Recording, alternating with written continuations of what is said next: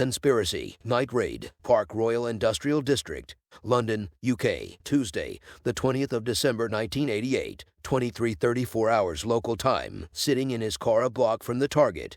Director McDonald lit his pipe. He hated waiting.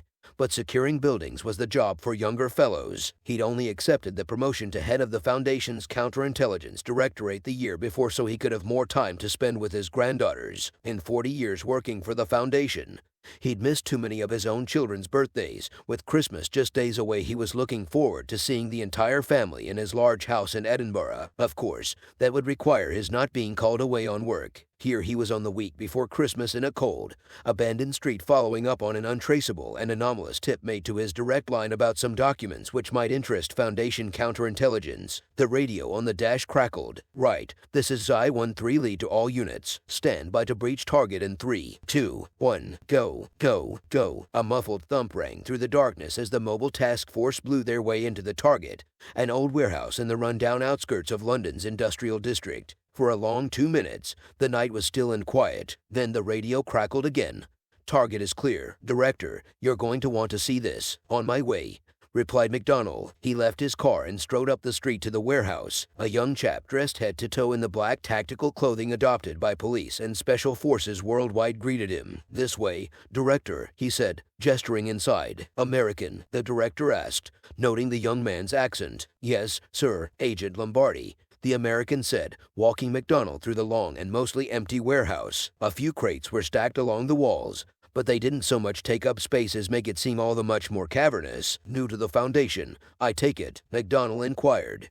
Making small talk, the young agent blinked. "Yes, sir. Well, Agent Price will take good care of you," the director of Foundation Counterintelligence said as they reached the warehouse's office. "Speak of the devil, Bert." "Director." Agent Bert Price saluted, looking up from a table piled high with documents. Several black-clad figures were poring over the pages. "What's all this?" asked McDonald, gesturing at the table. "We have a security breach," Price replied, handing over several sheets of paper from the table. McDonald thumbed through them. The first was a testing log for some zucchini that grew nearly instantly, printed on Foundation letterhead. The second, also on Foundation letterhead, was documentation on a slightly worn high school yearbook from 1976. The third was in Russian, with a KGB seal in the corner. The first one there is SCP-506, and the second one is SCP-1833. My Russian's a bit rusty, but the third one is something about an old lady able to hear nearby radio transmissions. "I've never heard of that one," Price said, taking a puff on his pipe.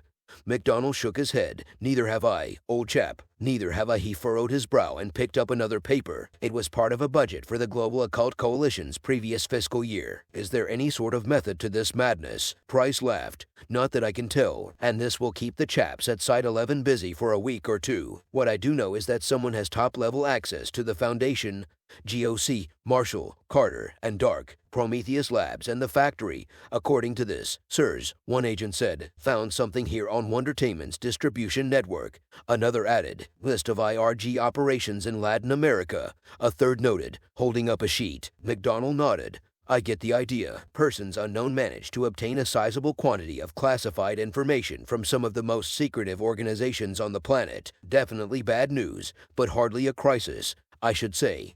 I wouldn't place a wager on that, sirs," one of the other agents interrupted. "You should read this." "What is it?" Harding asked Price, taking the proffered page. His jaw dropped as he read the page. "Shit." He handed the paper to McDonald. Reading the paper, McDonald swore loudly in his native Gaelic. It was a detailed schedule of the whereabouts and security precautions of all 13 of the Foundation's overseers during the last week in December 1988. In other words, the week which would start in a mere 5 days. A scribbled note at the bottom stated ideal timing for action on the 26th at 300 Zulu. A second page with fair quality photos of the overseers was stapled to the first.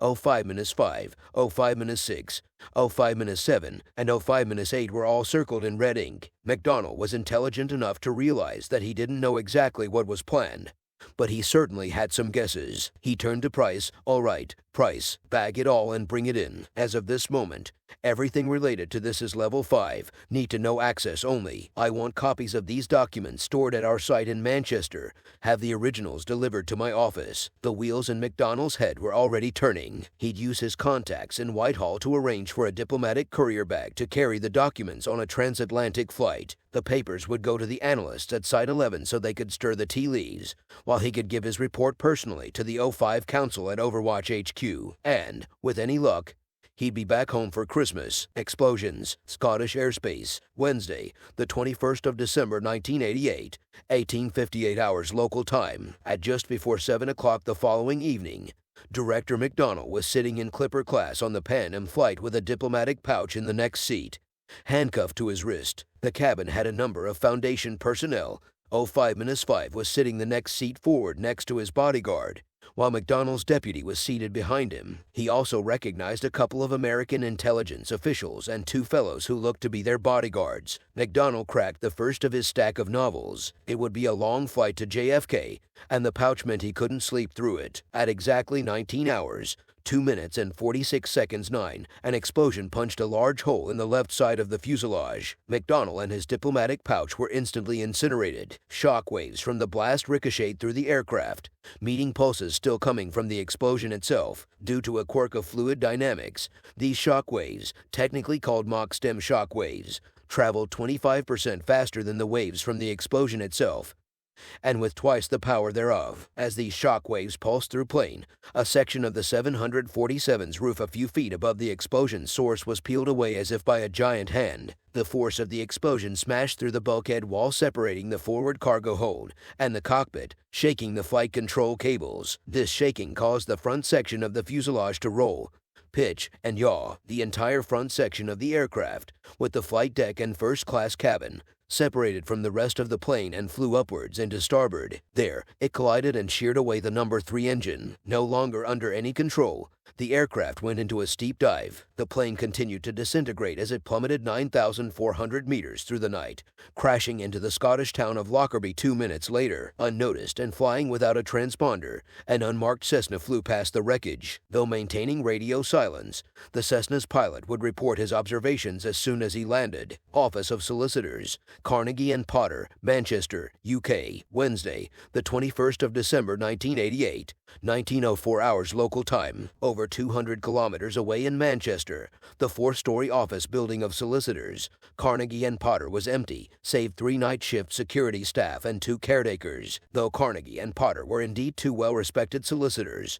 they mostly handled litigation related to the Foundation's activities in the United Kingdom. Their office was also one of the Foundation's secure document repositories. In the building safe sat what were now the only remaining copies of the documents recovered from the warehouse by Xi-13. A nondescript package a meter on each side sat in the building's receiving room. Because of its late arrival, and the fact that it was not labeled with the code words for Euclid or Keter objects, it hadn't been processed. The security guard who had signed for the parcel knew the staff would handle it in the morning. All the employees were properly briefed on handling unusual parcel deliveries at odd hours, as well as the appropriate code phrases for various hazards. This package was labeled as reams of blank legal paper for the offices with the proper supply authentication phrases. In all, it was a thoroughly mundane delivery for a building which often received items which were anything but. The contents were not reams of blank legal paper. Most of the package's cubic meter of volume was taken up by Simtex, supplied by 2 very helpful members of the Irish Republican Army now feeding the fish in the Irish Sea. Like squirrels with their nuts, Irishmen were always hoarding arms and explosives for the day when they would rise up to drive the English from their island. Or that was the plan of some of the more radical countrymen. At least, the revolutionary struggle that had continued for over 70 years showed little sign of concluding in a manner agreeable to the era. Over time, many of the caches of weapons and bombs were forgotten about as their owners retired from their struggle or were arrested or killed by the British military and police forces. So, for someone with the right contacts and sufficient ruthlessness, it was not difficult to acquire large quantities of high explosives with no clear connection to the user, assuming that someone did not mind incurring the wrath of a fairly nasty terrorist organization with a good memory. Era reprisals did not concern the men who had appropriated that organization's Semtex. A brief radio signal reached a radio receiver attached to the plastic explosives detonator. In an instant, the cube of high explosive detonated at a velocity of over 8,000 meters per second. The explosion tore through the building, reducing the military-spec architecture to as much gravel. All 5 people died with merciful haste as the shock wave overtook them. The fireball, burning at temperatures sufficient to melt the structure's steel skeleton, turned the building safe into a crematorium for the secured materials within. Hundreds of thousands of pages of classified Foundation documents, including the copies of the documents from the warehouse, were reduced to cinders by the inferno. Within less than 10 seconds, the parts of the office building not strewn across the area by the explosion itself crumpled inward into a mound of twisted, charred rubble. The local police and fire department arrived on the scene within 10 minutes, just missing a nondescript sedan with an unremarkable driver leaving the area. With his radio detonator hidden away under the vehicle's dash, he stopped at a telephone booth a few blocks from the scene to report that his end of the operation had occurred without incident.